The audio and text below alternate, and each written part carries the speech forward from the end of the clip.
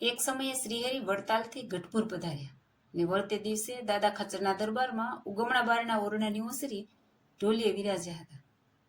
સર્વ સંત પાર્ષદ પણ શ્રીહરિ સન્મુખ આવીને બેઠા. તે સમયે શ્રીહરિએ સોમલા ખાચરને બોલાવી લાવવા બ્રહ્મચારીને મોકલ્યા. આથી તેઓ તુરંત જ સોમલા ખાચરને બોલાવી લાવ્યા. તે મહારાજ કહે, સોમલા ખાચર, આપણે વડતાલથી 300 રૂપિયા લાવ્યા છીએ, તે ક્યાં સાચવીશું? માટે એનો અમને બ્રાહ્મણોને 84 કરાવવાનો સંકલ્પ થયો છે. ત્યારે તે વાતે સૌ સંમત થયા. એટલે શ્રીહરિ કહે, લાધા ઠક્કરને બોલાવી લાવો. એટલે તેને બોલાવી લાવે. ત્યારે તેને કહ્યું, જે અમારી પાસે 300 રૂપિયા છે, તો આટલામાં જ પૂરું થઈ જાય એમ કરવું. અડધો વધે નહીં ને અડધો ઘટે નહીં એમ બરોબર કરવું. તે સાંભળીને લાધા ઠક્કર કહે, ભલે મહારાજ. એમ કહીને પોતે ગામની બજારમાં ગયા અને જરૂરી કરિયાણું ને મસાલા વગેરે લઈને ગાડા ભરાવીને લાવ્યા. શ્રીહરિએ સૌ બ્રાહ્મણોને આમંત્રણ દેવરાવ્યા ને 84નો પ્રારંભ કર્યો. નોખા નોખા જેટલી જાતના બ્રાહ્મણો હતા તેમને શ્રીહરિ પોતાના હસ્તે જેટલું જોઈએ એટલું સીધું આપ્યું. પછી સૌ બ્રાહ્મણો પોતપોતાની રીતે રસોઈ કરવા લાગ્યા. શ્રીહરિએ કરુણા દ્રષ્ટિ વરસાવતા થકા મયારામ ભટ્ટને કહ્યું કે તમે બ્રાહ્મણોના ચોકે જઈને ખબર કાઢો. જો કોઈને કંઈ જોઈતું કરતું હોય તો અપાવો. એમ શ્રીહરિની આજ્ઞાએ મયારામ ભટ્ટ ગયા ને પ્રથમ ચોકો રાજગોરનો આવ્યો. ત્યાં મયારામ ભટ્ટજીએ જોયું તો તેઓ રસોઈ કરતી વેળા કડિયા અને ચોરણા પહેરેલા ને માથે ચોફાળ બાંધેલા ને પગમાં ઓખાઈ જોડા પહેરેલા. આ જોઈને મયારામ ભટ્ટ તો તુરંત જ મહારાજ પાસે ગયા ને બોલી ઉઠ્યા કે મહારાજ, આ તો ગજબ થયો. ત્યારે મહારાજ કહે, ભટ્ટજી, શું થયું? ત્યારે ભટ્ટજી કહે, મહારાજ, બ્રાહ્મણો તો લુગડા અને જોડા પહેરીને રસોઈ કરે છે. શ્રીહરિ કહે, આ દેશમાં તો એમ જ ચાલે છે. પણ એ બ્રાહ્મણો કોણ છે એ તમે જાણો છો? એ તો રાજગોર એટલે રાજાના ગોર. જુઓ, એ વિના બીજા કોઈ ક્યાં એમ કરે છે? ત્યારે નિયમના આગ્રહી એવા મયારામ ભટ્ટ પણ છણકો કરતા થકા બોલ્યા કે મહારાજ, તમે પણ એના કોર વાત કરો છો. તે સાંભળીને હસતા હસતા મહારાજ કહે, અમે શું કરીએ?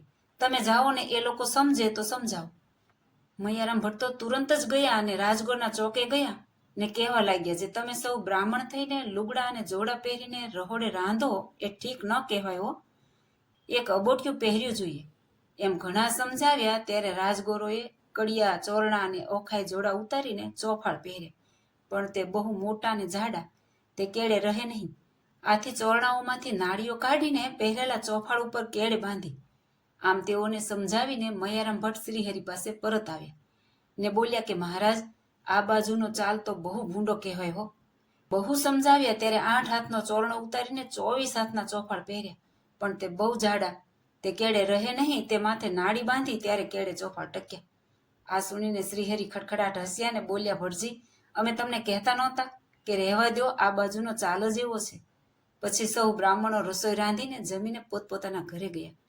રોંઢે સભામાં શ્રીહરિએ લાધા ઠક્કરને કીધું કે હિસાબ લાવો.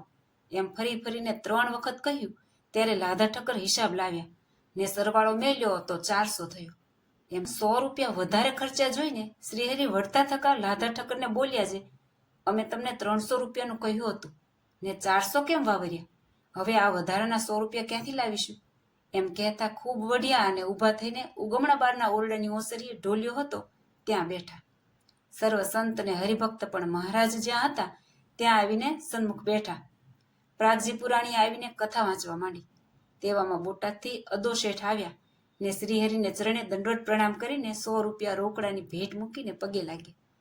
તે એમનો ભાવ જોઈને મહારાજ ઘણું રાજી થયા અને દાદા ખાચરને બોલાવીને એમના ઉતારા પાણીની વ્યવસ્થા કરાવી ને શેઠની સર્વ બરદાસ્ત રખાવી.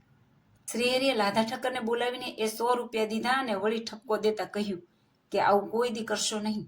જેટલી ઉપજ હોય એટલું જ ખર્ચ કરવું.